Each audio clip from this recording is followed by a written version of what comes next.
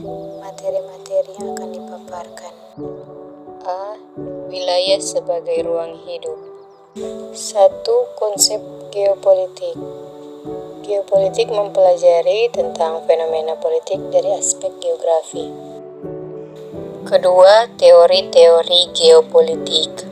Ada beberapa teori mengenai geopolitik yang ada di dunia. A. Teori geopolitik Frederick Ratzel. Frederick Ratzel berpendapat bahwa negara itu seperti organisme yang hidup. Teori ini dikenal sebagai teori organisme atau teori biologis. Teori yang kedua adalah Rudolf Gehlen. Pandangan Ratzel dan Gehlen hampir sama.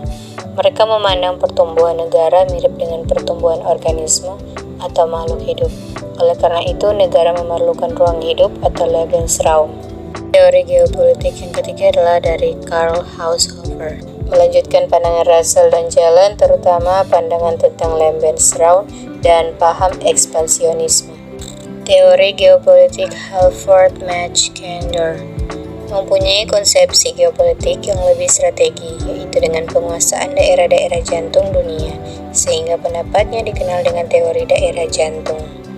Teori geopolitik Alfred Tayerman mengembangkan lebih lanjut konsepsi geopolitik dengan memperhatikan perlunya memanfaatkan serta mempertahankan sumber daya laut termasuk akses laut. Selanjutnya, teori geopolitik Giulio Douhet, William Mitchell, Seversky, and Jeffrey Fuller. Giulio dan William mempunyai pendapat lain dibandingkan dengan para pendahulunya.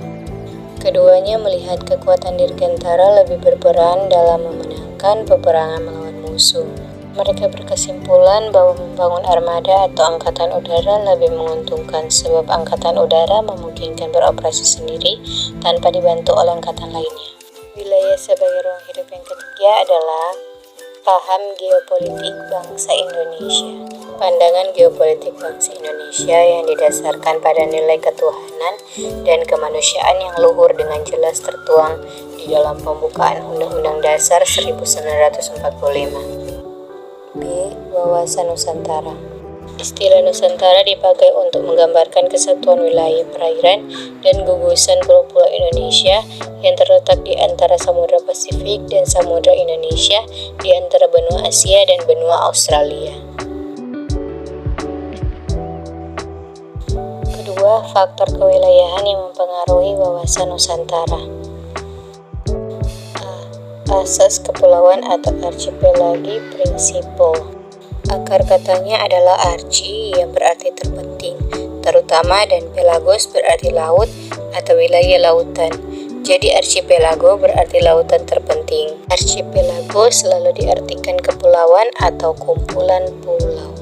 Faktor kewilayahan yang kedua adalah kepulauan Indonesia. Dalam bahasa Yunani, Indo yang berarti India dan Nesus berarti pulau. Indonesia mengandung makna spiritual yang di dalamnya terasa ada jiwa perjuangan menuju cita-cita luhur, negara kesatuan, kemerdekaan, dan kebebasan. Faktor kewilayahan yang ketiga adalah konsepsi tentang wilayah Indonesia. Dalam perkembangan hukum laut internasional dikenal beberapa konsepsi mengenai pemilikan dan penggunaan laut sebagai berikut. 1. Res nullius menyatakan bahwa laut tidak ada yang memilikinya. Yang kedua adalah res communis, menyatakan bahwa laut adalah milik masyarakat dunia. Yang ketiga mare liberum, menyatakan bahwa hanya laut sepanjang pantai saja yang dimiliki oleh satu negara. Kelima adalah archipelagi state principle atau asas negara kepulauan, menjadi dasar konvensi. Faktor kewilayahan yang ketiga adalah wilayah Indonesia. Konsep penguasaan wilayah geografis harus menyatu dengan sistem politik yang dianut oleh Indonesia, sehingga penjagaan terhadap sejengkal wilayah NKRI juga sama bobotnya dengan kedaulatan negara ini. Konsep geopolitik digunakan untuk memperkaya wawasan dan kesadaran akan arti penting wilayah NKRI sebagai ruang hidup seluruh rakyat Indonesia. Faktor kewilayahan yang keempat adalah batas wilayah Negara Kesatuan Republik Indonesia. Berdasarkan UU Nomor 6 Tahun 1996, Indonesia merupakan negara kepulauan. Berdasarkan hak ini, maka wilayah Negara Kesatuan Republik Indonesia meliputi tanah atau daratan dan air atau lautan serta udara di atasnya. Wilayah daratan adalah daerah di permukaan bumi dalam batas-batas tertentu dan di dalam tanah permukaan bumi. Wilayah perairan Indonesia adalah semua perairan yang terletak pada sisi dalam garis pangkal lurus kepulauan tanpa memperhatikan kedalaman atau jaraknya dari pantai. Wilayah udara adalah wilayah yang berada di atas wilayah daratan dan lautan atau perairan negara itu.